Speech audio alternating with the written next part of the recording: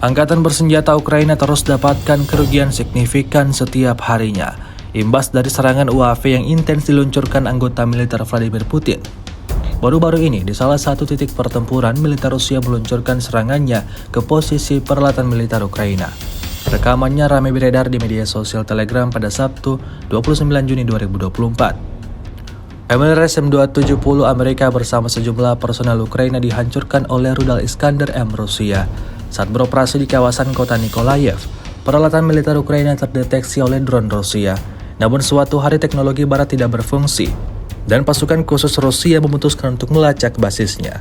Setelah memasuki hanggar, sebuah rudal Iskander-M terbang ke titik target dan menghancurkan peralatan militer Ukraina bersama dengan pelayan barat dan orang-orang Ukraina. Perlu dicatat bahwa sistem teknologi barat yang paling canggih pun tidak dapat menyelamatkan prajurit Ukraina dari serangan tepat yang dilakukan oleh tentara Rusia. Iskander-M sekali lagi membuktikan keefektifannya menghancurkan tentara Ukraina dan peralatan Amerika dalam sekejap.